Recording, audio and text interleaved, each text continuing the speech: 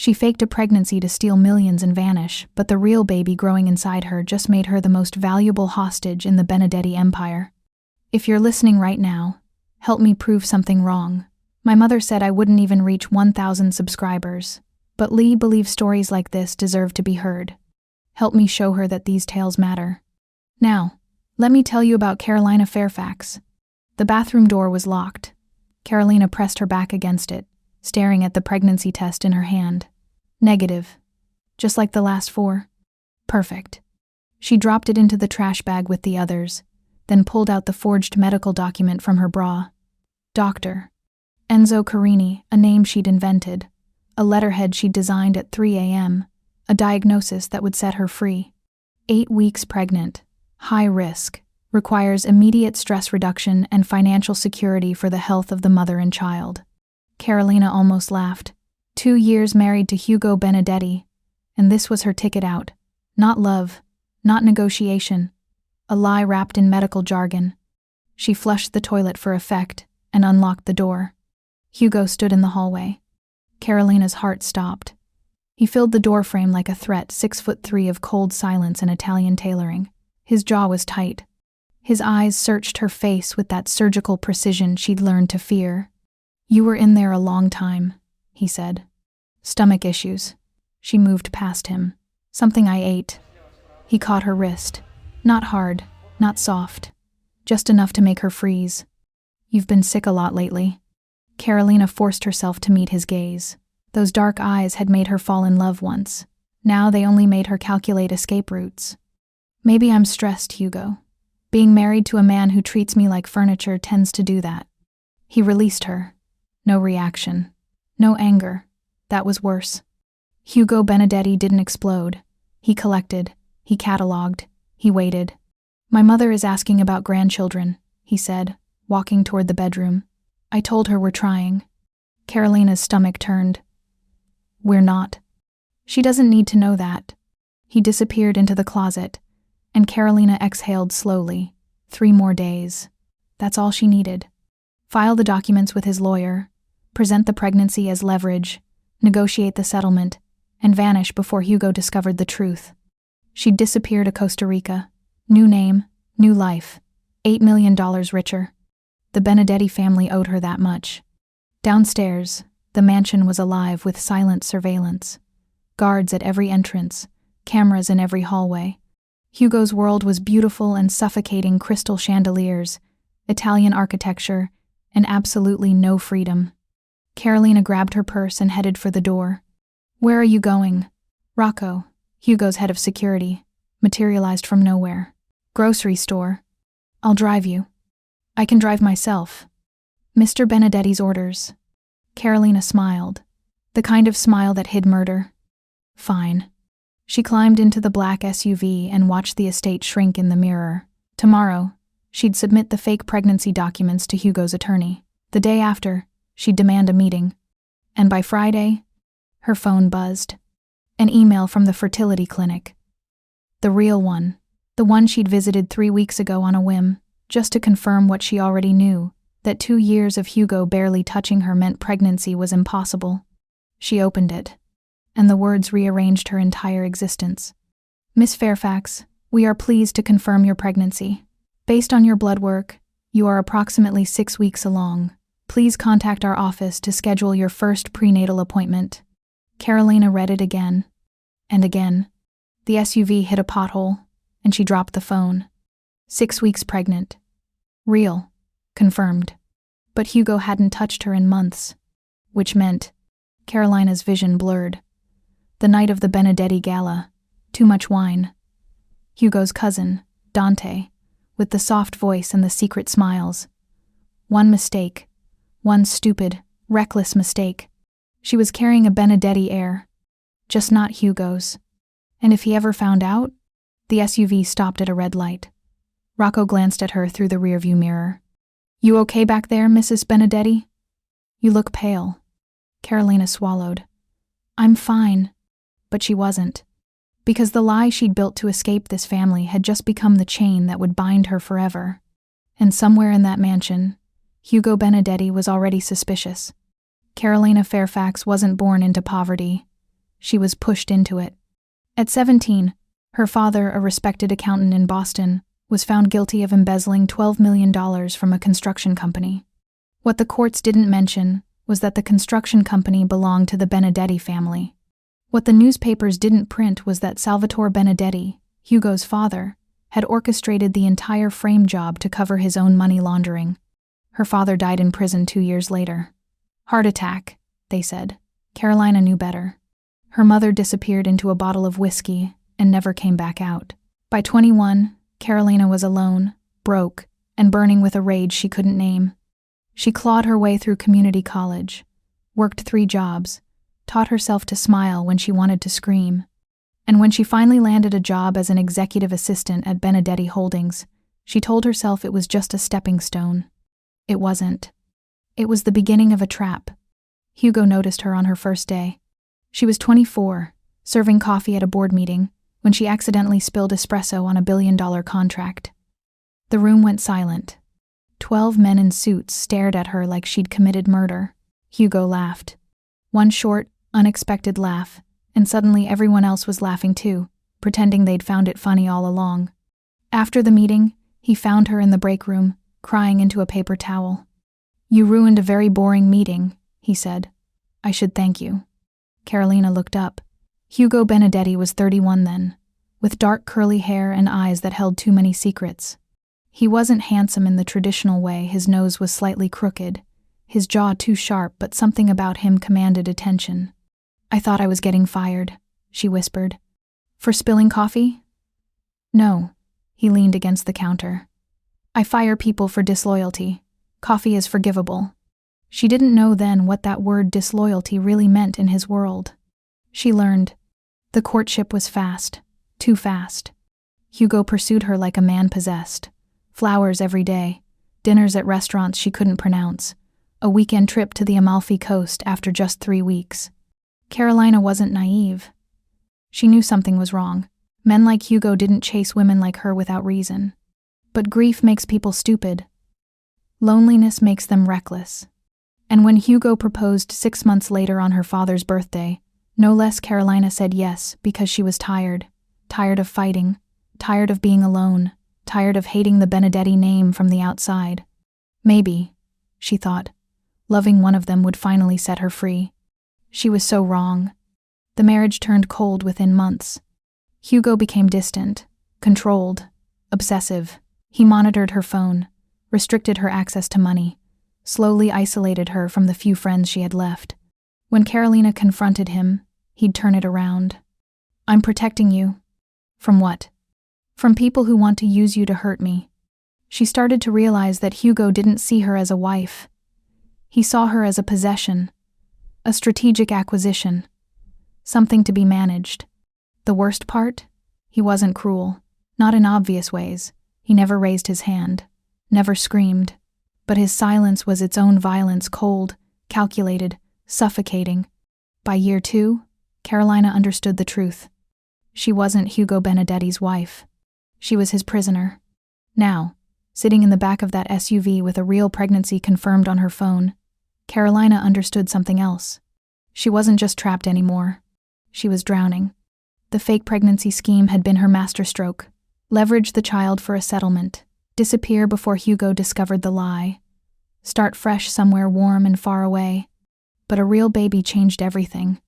Especially a baby that wasn't Hugo's. Dante Benedetti, Hugo's younger cousin. The family's black sheep, charming, reckless, and absolutely forbidden.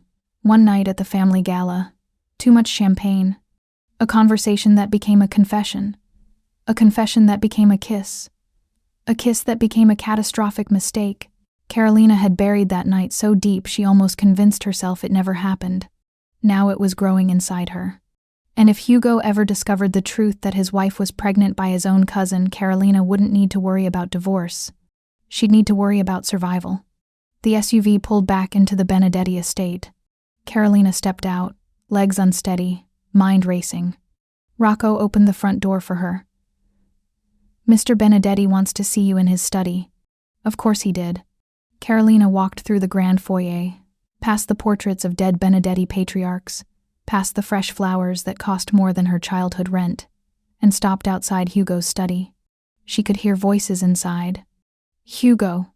And someone else. Someone with a familiar laugh. Carolina's blood ran cold. She pushed open the door.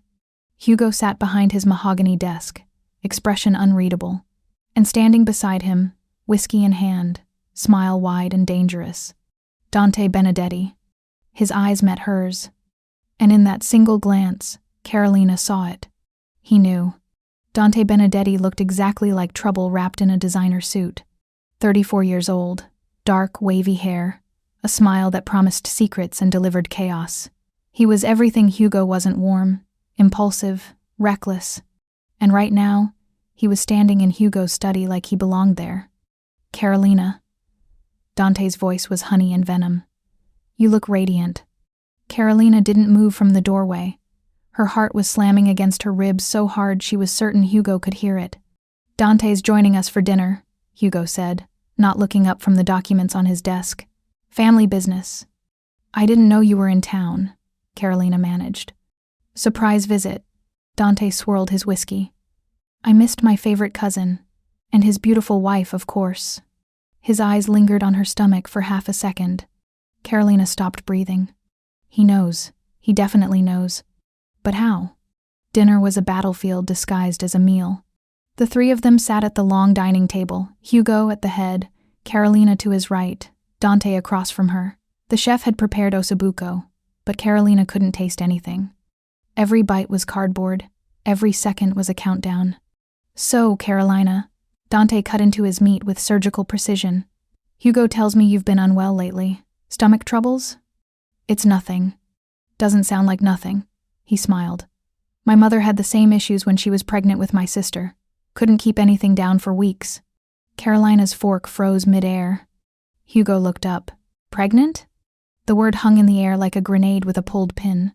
Dante's joking, Carolina said quickly. You know how he is. Do I?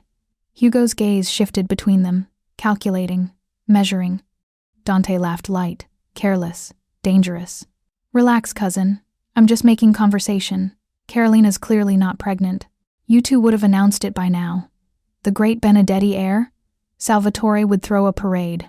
Hugo said nothing, but his jaw tightened. Carolina knew that look. Suspicion had been planted, and Hugo Benedetti never let suspicion go unanswered. After dinner, Carolina escaped to the garden. The night air was cold against her skin, but she needed space. Needed to think. Needed to figure out how Dante knew about the pregnancy and what he planned to do with that information. Footsteps behind her. You're trembling. She spun around. Dante stood 3 feet away, hands in his pockets, moonlight carving shadows across his face. Stay away from me, Carolina hissed. That's not what you said 2 months ago. 2 months ago was a mistake. Was it? He stepped closer. Because the way I remember it, you kissed me first. You pulled me into that coat room. You... Stop. Dante stopped, but his smile didn't fade. I know about the baby, Carolina. Her blood turned to ice. There is no baby. Lie to Hugo. Don't lie to me. He tilted his head. You visited the East Side Fertility Clinic 3 weeks ago, paid cash, used a fake name. But the receptionist recognized you from the society pages. She's a cousin of a friend of mine. Of course, in this family, everyone knew someone. What do you want, Dante? I want what's mine. Carolina stared at him. Yours? That baby is mine. We both know it. Hugo hasn't touched you in months, probably years. You told me yourself that night. Your marriage is a prison sentence. Your husband is a stranger. He moved closer, voice dropping. But I'm not. Carolina's hands curled into fists. You don't get to claim anything. You don't get to swoop in and play hero. I don't need saving, Dante. I need to disappear. With my child? With my child. This baby is growing inside me. It belongs to me. And I will decide what happens next. Dante studied her for a long moment. Something shifted in his expression, respect. Maybe. Or something darker. Hugo will figure it out eventually, he said quietly. He's not stupid. And when he does, he'll destroy both of us. Then help me leave. I can't. Can't or won't. Dante looked away. The family has eyes everywhere. If I help you escape, they'll know I'm the father. And my uncle Salvatore, he'll have me killed for the betrayal. Hugo is his golden boy. His legacy. I'm just the spare. Carolina laughed bitterly. So you'll let me burn to protect yourself? I'm trying to protect both of us. Try harder. She turned and walked back toward the mansion. But Dante's voice stopped her. There's another option. Carolina paused. Tell Hugo the baby is his. Convince him. Play the devoted wife. Buy yourself time. He'll demand a paternity test. Not if you give him a reason to believe. Dante's voice was cold now. Clinical. Make him think you two were intimate. Seduce him if you have to. Create doubt.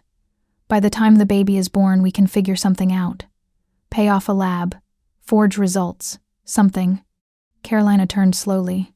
You want me to sleep with my husband to cover up the fact that I'm carrying your child? Dante didn't blink. I want us both to survive. The garden felt smaller suddenly. The walls of the Benedetti estate closing in. Carolina looked at the mansion. Somewhere inside, Hugo was waiting, watching, suspecting. She had 3 options now. Run and risk being hunted. Confess and risk being killed. Or lie and risk losing herself entirely. Behind her, the study light flickered. Hugo was standing at the window, looking directly at her. And beside him, she could see the faint outline of a document in his hand. Her fake pregnancy papers. Someone had given them to him. And Carolina's escape plan just exploded. Hugo didn't summon her that night. That was worse. Carolina lay awake until 4 a.m., waiting for the bedroom door to open, waiting for the confrontation. But Hugo never came. His side of the bed remained cold and empty. By morning, she was a wreck. She found him in the kitchen, drinking espresso and reading the Financial Times like nothing had happened, like he hadn't been holding her forged documents 12 hours ago, like her entire world wasn't crumbling. Good morning, Hugo said without looking up. Where were you last night? Working. Carolina poured herself coffee with shaking hands. Working on what? Now he looked at her. Those dark eyes flat, unreadable, terrifying. Protecting this family. Like I always do. He folded the newspaper, stood, and walked past her. At the doorway, he paused. Dr. Enzo Carini. Carolina's cup nearly slipped from her fingers. Interesting physician, Hugo continued. Board-certified in obstetrics, trained in Milan. Glowing recommendations. He turned slightly. Except he doesn't exist. No medical license. No practice. No records anywhere in the state. Silence. Strange, isn't it? Hugo's voice was soft. Deadly. That my wife would be treated by a ghost. He left. Carolina gripped the counter to keep from collapsing. The next 72 hours were psychological warfare. Hugo didn't accuse her directly. Didn't rage. Didn't threaten. Instead, he dismantled her slowly with glances, with silences, with questions that had no safe answers. When is your next appointment with Dr. Carini? I need to reschedule. I'll have Rocco drive you. Just give me the address. I prefer to go alone. That wasn't a request. He was circling her, testing her, waiting for her to crack. And Carolina was running out of moves. On day 3, she made a decision. If Hugo wanted proof of pregnancy, she'd give him proof. Real proof. The legitimate clinic results confirming she was 6 weeks along. It was a gamble, a massive one. Because showing Hugo those results meant admitting the baby was real. And once he believed he was the father, there would be no divorce, no settlement, no escape. But it would buy her time. Time to plan. Time to figure out how to disappear with a child growing inside her. Time to stay alive. Carolina scheduled an appointment at a prestigious Manhattan fertility specialist. One Hugo would recognize. One he couldn't question. She brought the referral to him that evening. I'm pregnant, she said, sliding the paperwork across his desk. Really pregnant. I forged those other documents because I was scared to tell you. I didn't know how you'd react. Hugo studied the papers. His expression didn't change. You lied to me. Yes. About carrying my child. Carolina swallowed. Yes. Why? Because this marriage hasn't felt like a marriage in a long time, Hugo. Because you treat me like a prisoner. Because I didn't know if you'd even want a baby." Hugo was silent for a long moment. Then he stood, walked around the desk, and stopped directly in front of her. Carolina braced herself. He cupped her face with both hands, gently, almost tenderly. "You're carrying my heir," he said quietly. "My blood, my legacy." Carolina nodded, not trusting her voice. "Then everything changes now." He kissed her forehead, the first affection he'd shown in over a year, and Carolina felt something twist inside her, something that might have been hope, or might have been horror. The next weeks were a fever dream. Hugo transformed. Not completely, he was still controlling, still cold in private moments, but he became attentive in ways Carolina hadn't expected. He hired a private chef specializing in prenatal nutrition, converted the guest wing into a nursery, accompanied her to every doctor's appointment, sitting beside her as ultrasounds confirmed what she already knew. The baby was healthy, growing, real, and Hugo was obsessed with it. "My father will want to meet you properly," Hugo said one evening. "A dinner. Formal. To welcome the newest Benedetti." Carolina's stomach dropped. "Salvatore? He's flying in from Sicily next week." Salvatore Benedetti, the patriarch. The man who had destroyed her father and built an empire on blood. Carolina had avoided him for 2 years. Brief encounters at holidays. Polite nods across crowded rooms. But a formal dinner meant scrutiny. Questions. The kind of attention that could unravel everything. "I'm not feeling well enough for a big event," she tried. "It's not optional." Of course it wasn't. Meanwhile, Dante was getting impatient. He showed up unannounced 3 days before the dinner. Catching Carolina alone in their garden, she realized with disgust. "You told him the baby's his?" Dante demanded. "I did what I had to do." "You did what was easy." "Easy?" Carolina laughed bitterly. "Nothing about this is easy. I'm lying to a man who kills people for lying.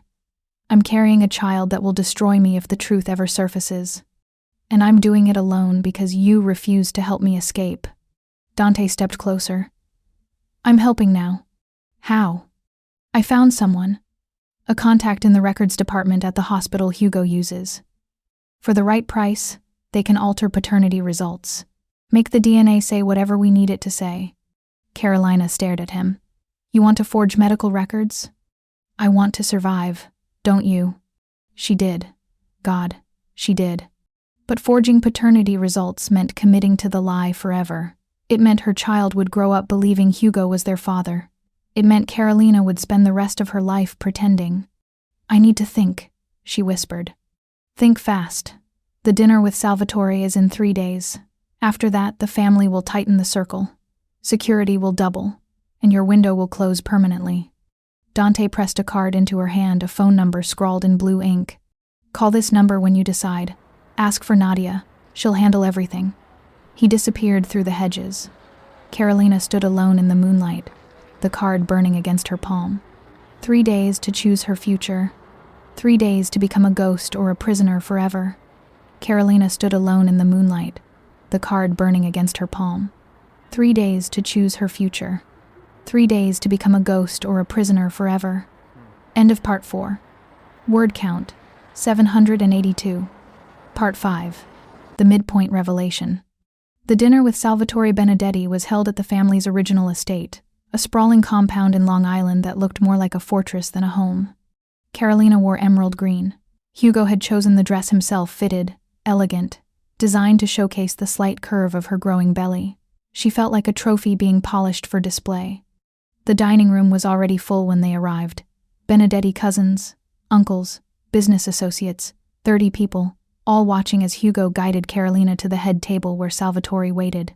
He was 73 but looked 55. Silver hair slicked back, eyes like black ice, a smile that never reached them. "So this is her," Salvatore said, rising slowly. "The woman carrying my grandson." "Granddaughter, perhaps," Carolina replied. "We don't know yet." Salvatore chuckled. "Fire. Good. Benedetti children need strong mothers." He kissed both her cheeks, and Carolina fought the urge to recoil. This was the man who had framed her father, who had stolen everything from her family, who had smiled at her wedding like he hadn't ruined her life. Now she was carrying a child he believed was his legacy. The irony was suffocating. Dinner was endless. Course after course of Italian cuisine Carolina couldn't taste. Conversation after conversation she couldn't track. Her mind kept drifting to the card in her clutch, Nadia's number, her escape route. Halfway through dessert, Salvatore clinked his glass. "A toast," he announced, "to Hugo and Carolina, and to the next generation of the Benedetti bloodline." Everyone raised their glasses. Carolina raised hers too, smiling the smile she'd perfected over 2 years of captivity. Then Salvatore added something that stopped her heart. "And to ensure this child's safety, I've arranged for a private paternity verification. Standard procedure for all Benedetti heirs. Dr. Massimo Ferraro will collect samples tomorrow." The room applauded. Carolina couldn't breathe. Paternity verification. Tomorrow. Before she could contact Nadia. Before she could forge anything. She looked at Hugo. He was watching her with an expression she couldn't read. Did he know? Had he suspected all along? Was this a trap?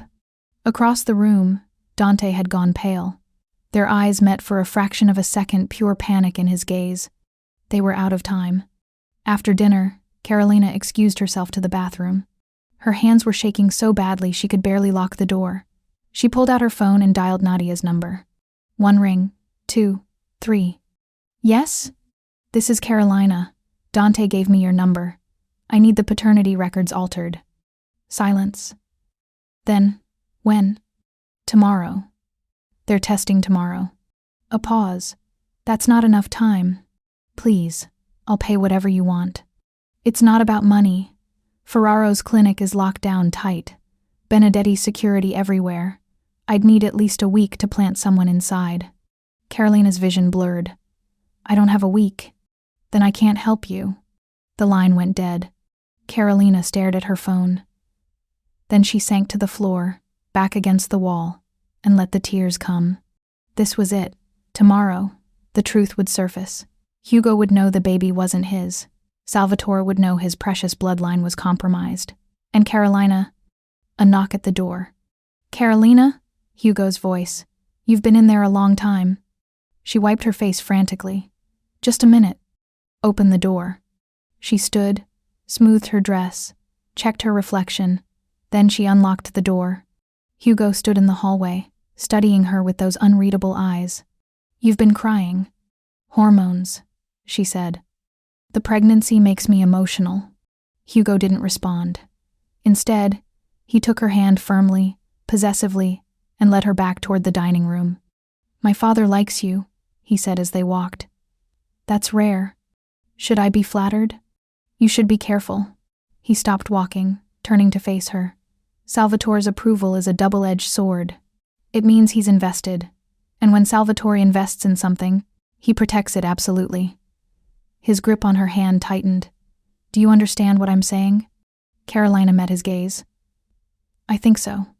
"Good," he released her, "because after tomorrow everything becomes permanent." He walked ahead, leaving Carolina frozen in the corridor. Permanent. The word echoed in her skull like a death sentence. That night, Carolina couldn't sleep.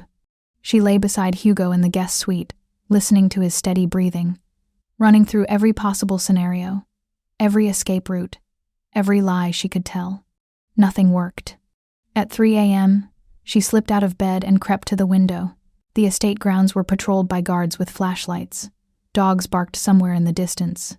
Even the moon seemed like a searchlight. No way out. Then her phone buzzed. A text from an unknown number. "I know what you did. Meet me at the East Garden Gate in 10 minutes. Come alone. Someone who wants to help." Carolina's pulse spiked. A trap? Or a lifeline? She had 10 minutes to decide. She grabbed her coat. The East Garden Gate was hidden behind a row of cypress trees, far from the main house. Carolina arrived to find a woman waiting in the shadows. Mid-40s. Sharp features, cold, intelligent eyes. "You're Carolina," the woman said. "Not a question." "Who are you?" "My name is Renata Benedetti. I'm Salvatore's sister. And I know that baby isn't Hugo's." Carolina's world tilted. "How?" "Because I've been watching Dante for years. He's reckless, impulsive, and very bad at keeping secrets. Renata stepped closer. I also know you're not the villain here. You're a survivor, just like I was, 40 years ago. What do you want? Renata smiled thin, knowing. Dangerous. I want to bring down Salvatore. And you, Carolina, are going to help me do it. Carolina stared at her. Why would I trust you? Because I can make that paternity test, say whatever we need it to say. Ferraro works for me, not Salvatore. He just doesn't know it yet. The ground shifted beneath Carolina's feet. You're offering to help me lie? I'm offering to help you survive. Renata extended her hand. Do we have a deal? Carolina looked at the hand, looked at the mansion glowing behind them, looked at the life she'd been trying to escape for 2 years. Then she took Renata's hand. Deal. And with that single word, Carolina stepped out of one trap and directly into another. Renata Benedetti kept her promise. The paternity test came back 3 days later. Dr. Ferraro delivered the results personally to Salvatore in a sealed envelope. Carolina stood beside Hugo in the patriarch's study, pulse hammering, palms slick with sweat. Salvatore opened the envelope slowly, deliberately, savoring the moment. Then he smiled. Congratulations, he said, sliding the paper across the desk. The child is confirmed. 100% Benedetti bloodline. Hugo exhaled. Carolina didn't realize he'd been holding his breath too. Was there ever any doubt? Hugo asked, his voice carrying an edge. Precaution, not doubt. Salvatore stood, walking around the desk to embrace his son. You've done well, Hugo. This family continues because of you. Carolina watched them, father and son, united by blood and brutality, and felt the walls closing in tighter than ever. She'd survived the test, but survival wasn't freedom. The weeks that followed were golden chains. Hugo became increasingly possessive. He hired a full-time security detail just for Carolina, 2 guards who followed her everywhere, shopping, doctor's appointments, even walks in the garden. For your protection, Hugo explained. From what? From anyone who might want to use you against me. Translation: You belong to me now, completely. Carolina's pregnancy progressed. 12 weeks, 14, 16. Each ultrasound confirmed a healthy baby. Each appointment tightened Hugo's grip. And Renata? She vanished. No calls, no texts, no mysterious meetings at garden gates. Carolina tried the number Renata had given her, disconnected. She asked discreet questions about Salvatore's sister. Nobody would talk. It was like the woman had never existed. Carolina began to wonder if she'd imagined the whole thing. Then came the night everything shattered. Carolina was 20 weeks pregnant when she woke to voices downstairs. Loud voices, angry voices. She crept to the top of the staircase and listened. Hugo, Salvatore, and a third voice, younger, desperate. Dante. I don't know what you're talking about, Dante was saying. This is insane. Insane? Salvatore's voice was ice. We have witnesses, Dante. Staff members who saw you and Carolina together at the gala, alone, in the coat room, for 20 minutes. Carolina's heart stopped. We were talking, Dante insisted. That's all. She was upset about Hugo. I was being supportive. Supportive. Hugo's voice now low, dangerous. Is that what you call it? Cousin, I swear. The sound of impact, a grunt of pain, something crashing. Carolina covered her mouth to keep from screaming. The paternity test was clean. Dante gasped. Ferraro confirmed.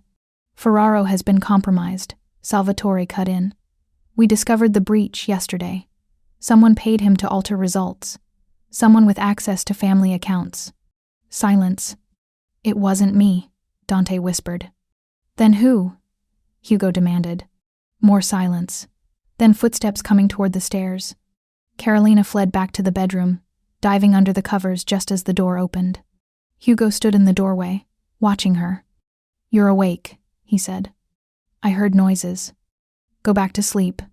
He closed the door. Carolina heard the lock click from outside. She was trapped. The next morning, Dante was gone. Nobody spoke his name at breakfast.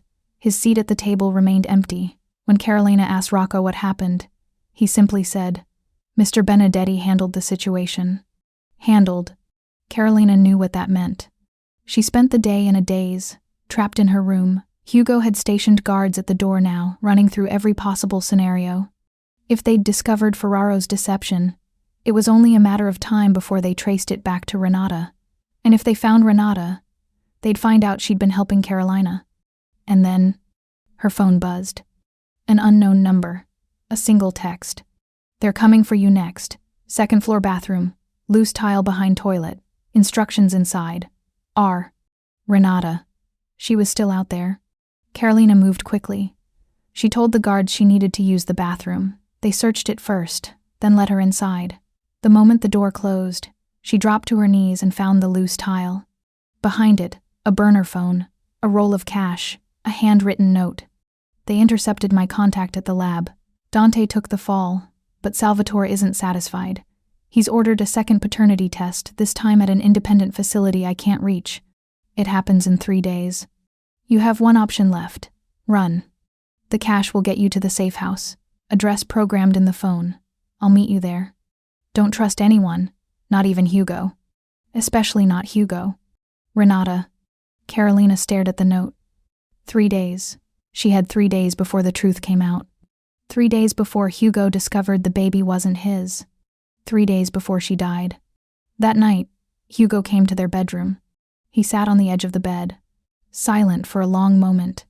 Carolina lay still, pretending to sleep, heart pounding. "I know you're awake," he said quietly. She didn't move. "Carolina." His hand touched her shoulder, gentle, almost tender. "Look at me." She opened her eyes. Hugo's face was shadowed, unreadable. But something flickered there, something that might have been pain. "I need to ask you something," he said. "And I need you to tell me the truth." Carolina sat up slowly. "Okay. Did you sleep with Dante?" The question hung between them like a blade. Carolina's mouth went dry.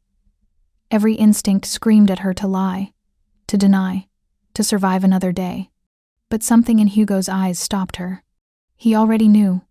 He was giving her one chance, one moment to choose honesty over deception. And Carolina, exhausted, terrified, cornered, made a choice. "Yes." Hugo didn't react, didn't move, didn't breathe. "It was one time," Carolina continued, words spilling out. "The night of the gala. I was lonely. You hadn't touched me in months. Dante was there, and I was weak, and I made a terrible mistake. But Hugo, is the baby his?" Silence. "I don't know," Carolina whispered. "I really don't know." Hugo stood, walked to the window, stared out at the darkness. "I loved you," he said finally. "Did you know that? When we first married, I actually loved you." Carolina felt tears sliding down her cheeks. "Hugo, don't," his voice cracked. "Just barely, just enough. Don't say my name like that, like you have the right." He turned, and for the first time since she'd known him, Carolina saw Hugo Benedetti break. "My father wants you dead," he said. "The moment that second test confirms the truth, he'll give the order himself, and there's nothing I can do to stop him." Carolina's blood ran cold. "Then help me escape." "I can't." "You can. You're his son. You have power." "I have nothing." Hugo's voice exploded through the room. "I've spent my entire life being his weapon, his legacy, his puppet. And you," he laughed bitterly. "You were supposed to be the one thing that was mine. Just mine. And now even that's gone." He walked to the door. "The guards will escort you to the East Wing tomorrow. You'll stay there until the test." "Hugo, please." "I'm sorry, Carolina." His hand rested on the doorframe. "I really am." The door closed. The lock clicked, and Carolina was alone. Carolina didn't sleep that night. She sat on the floor, back against the bed, clutching Renata's burner phone like a lifeline. The cash was hidden in her pillowcase. The address was memorized. All she needed was a way out of this room. The window was 3 stories up, too high to jump. The guards changed shifts every 6 hours, no gaps in coverage. The bathroom had no exterior access, she'd already checked. She was trapped. Then, at 4 a.m., something unexpected happened. A soft knock at the door, 3 quick taps, pause, 2 more. Carolina froze. That wasn't the guard's knock. She crept to the door. "Who's there?" "Someone who owes you an apology." A woman's voice, familiar. Carolina opened the door a crack and found herself face to face with Marguerite Benedetti, Hugo's mother. Marguerite was 62, elegant and terrifying in her own quiet way. She'd barely spoken 10 words to Carolina in 2 years of marriage, always watching from the sidelines, never interfering, never helping. Now she stood in the hallway, dressed in black, holding a keycard. "We don't have much time," Marguerite said. "The guards think I'm bringing you water. They won't question me, but we have 4 minutes before the camera loop resets." "Why are you helping me?" Marguerite's eyes flickered with something Carolina had never seen there before: grief. "Because 30 years ago, I was exactly where you are now, pregnant, trapped, married to a monster." She pressed the keycard into Carolina's hand. "I didn't escape. But you will." Carolina stared at her. "Hugo is your son." "Hugo is Salvatore's creation. The boy I raised died a long time ago." Marguerite's voice broke slightly. "But maybe if you survive, some part of him can still be saved." "I don't understand." "You don't need to. You need to run." Marguerite gripped her shoulders. "Service elevator at the end of this hall. Takes you to the basement. Exit through the laundry facility. The night staff are mine. They'll look the other way. A car is waiting at the south gate. Blue sedan. Keys under the mat. This is a trap. This is redemption." Marguerite's eyes glistened. "The only kind I'll ever get." She released Carolina and stepped back. "Go. Now. Don't stop until you reach Renata. She'll protect you." "How do you know about Renata?" Marguerite smiled sadly. "She's my sister." Carolina ran.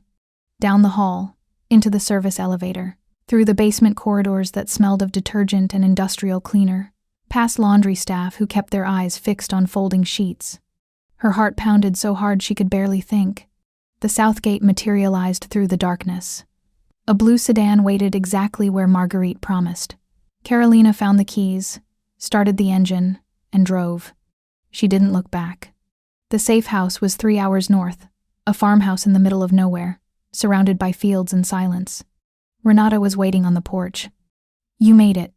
She pulled Carolina inside, checking the windows, locking the doors.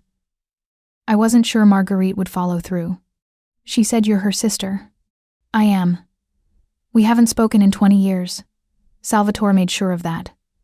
Renata guided Carolina to a worn sofa. "Sit. You've been through hell." Carolina collapsed into the cushions. The adrenaline was fading. The fear was catching up. "What happens now?" "Now we plan." Renata sat across from her. "Salvatore will know you've escaped by morning. He'll send people to find you, the best people. We have maybe 48 hours before they trace you here." "So we run again?" "No, we fight." Carolina laughed bitterly. "Fight how? With what?" "I'm a pregnant woman running from the most powerful crime family on the East Coast. I have nothing. You have something they don't expect." Renata leaned forward. "You have the truth. The truth will get me killed. The truth will set you free if you know how to use it." Renata pulled out a folder thick with documents. "I've spent 15 years collecting evidence against Salvatore. Money laundering, bribery, murder, enough to put him away forever." Carolina stared at the folder. "Why haven't you used it?" "Because I needed leverage he couldn't ignore.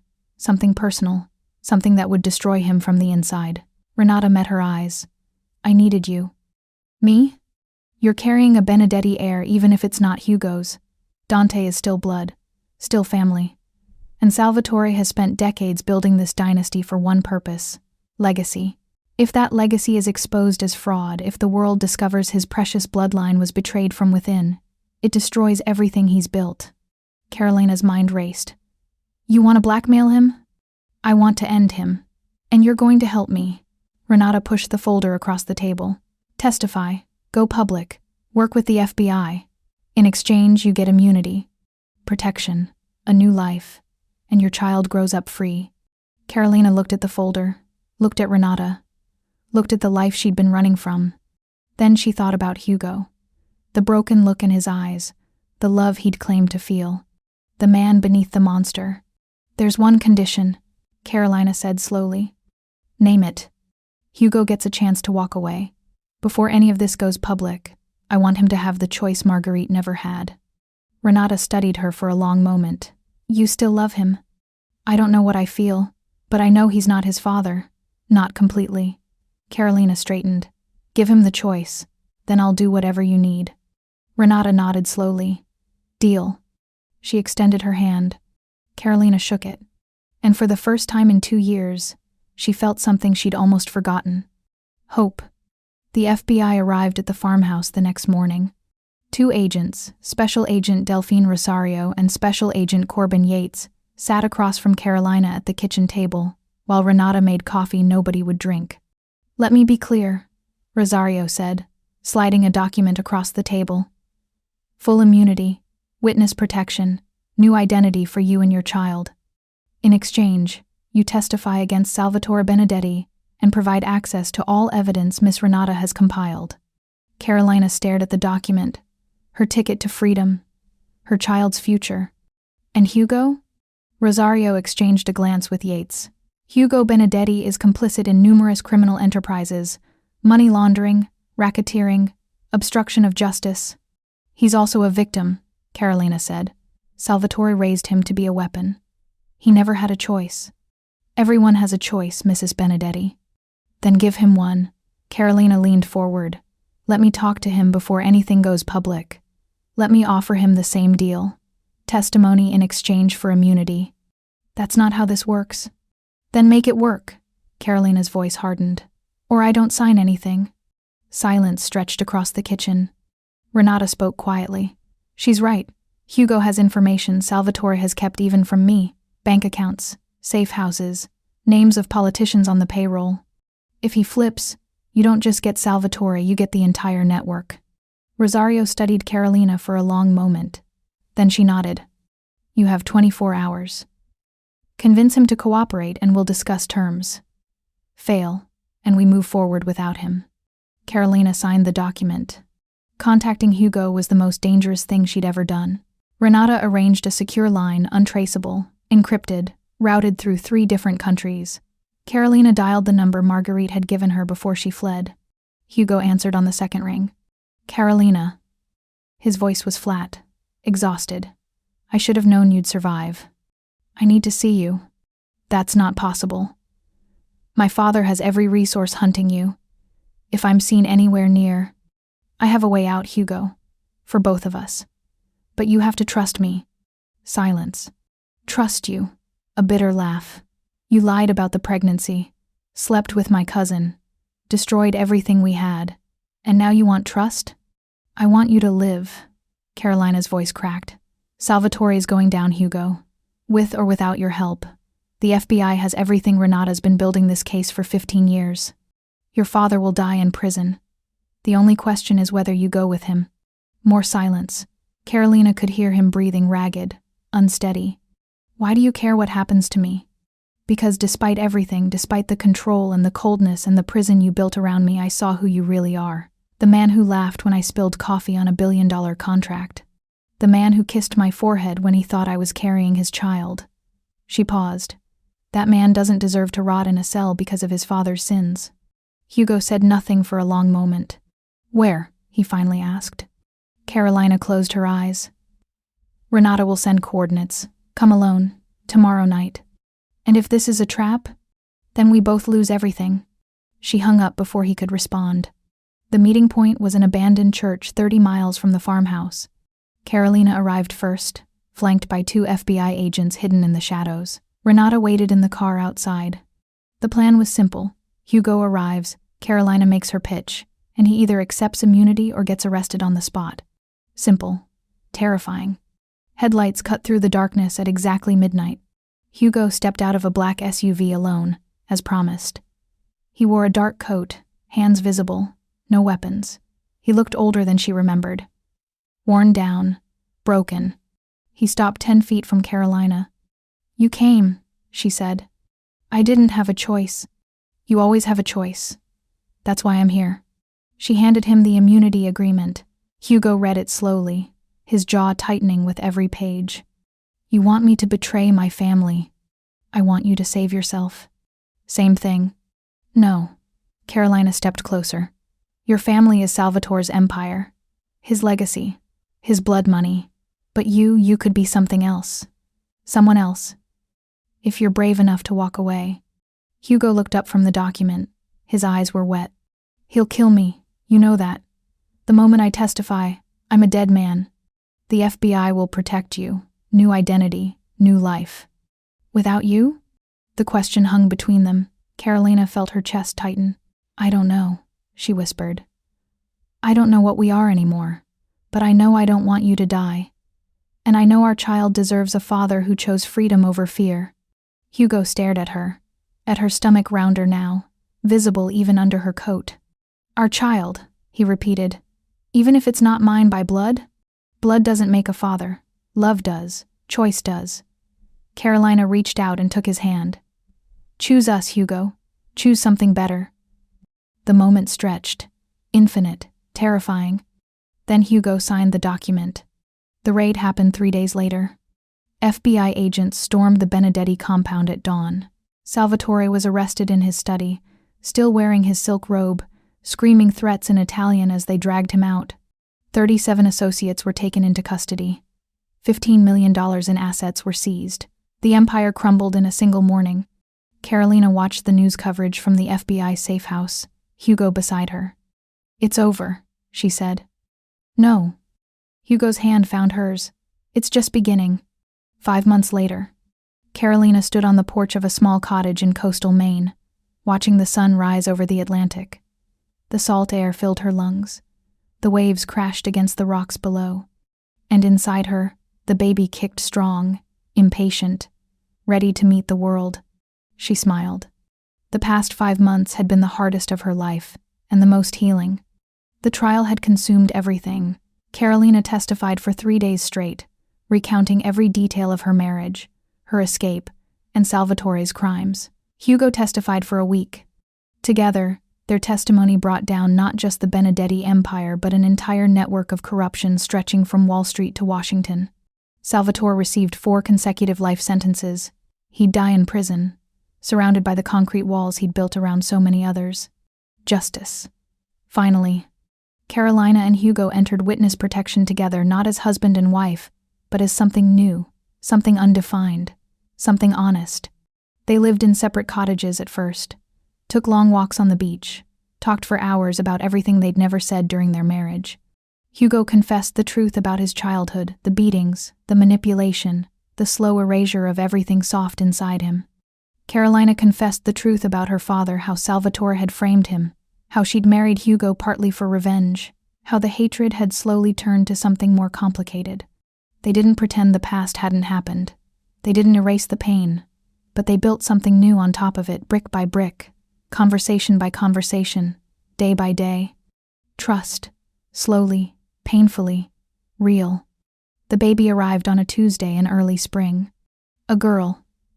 7 pounds 4 ounces, dark hair like Dante's, eyes like Carolina's. They named her Serena, meaning peaceful, calm, clear. Hugo held her first. Carolina watched his face transform as he looked at the tiny human in his arms. Wonder, terror, love. She's perfect, he whispered. She's ours. Hugo looked up. Even though... Ours. Carolina reached out and touched his cheek. Blood doesn't make family. Choice does. And I choose you to be her father. If you'll have us. Hugo's eyes filled with tears, the first she'd ever seen him shed. I'll spend the rest of my life earning that, he said. I know you will. 1 year later, the cottage had become a home. Carolina ran a small bakery in town, nothing fancy, just bread and pastries and the kind of community she'd never had growing up. Hugo worked as a consultant for the FBI, helping dismantle other crime families using insider knowledge he wished he didn't have. They'd married again, a small ceremony on the beach, just the two of them and Serena and a local officiant who didn't ask questions. Different this time. Chosen this time. Marguerite visited once, disguised and careful, just long enough to hold her granddaughter and cry. She'd received immunity for her help in Carolina's escape, and lived quietly now, somewhere in Europe, far from the ruins of the Benedetti name. Renata never stopped fighting. She testified in 14 different trials, brought down 3 more crime families, and eventually wrote a book about surviving the Mafia. She dedicated it to Carolina, for the woman brave enough to burn it all down. On Serena's first birthday, Carolina stood on the porch again, watching Hugo chase their daughter across the sand. The little girl squealed with laughter, pure, uncomplicated joy. Hugo scooped her up, spinning her in circles, his own laughter mixing with hers. Carolina felt tears slide down her cheeks. Happy tears. Finally. She thought about the woman she'd been 2 years ago, trapped, desperate, willing to lie and cheat and steal just to survive. She thought about the fake pregnancy that became real, the escape that became a home, the enemy who became a partner. Life was strange, brutal, beautiful. And somehow, against all odds, she'd found her way through. That night, after Serena was asleep, Hugo found Carolina on the porch. "What are you thinking about?" he asked. "Everything. Nothing." She leaned against him. "I'm thinking about how different this is. How good. We earned it. We did." She looked up at him. "I love you, Hugo. The real you. The one you're still learning to be." He kissed her forehead, the same gesture from years ago, but different now. Warmer, truer. "I love you too, Carolina. More than I knew I could." They stood together in the darkness, watching the stars, listening to the waves, holding the life they'd built from the ashes of the one they'd escaped. Free. Finally, completely free. We're pushing to hit 1,000 subscribers, and I need your support to keep bringing you these intense stories. Hit subscribe, and let me keep you company with a new story every day. Moral of the story: the lies we tell to survive can sometimes lead us to truths we never expected. Freedom isn't found in running away, it's found in facing the darkness, choosing honesty over fear, and believing that even the most broken people can be rebuilt. Love isn't about blood or circumstance, it's about the choice to stay, to grow, and to become better together. No matter how trapped you feel, there is always a way out. And sometimes, the greatest victory is simply allowing yourself to hope again.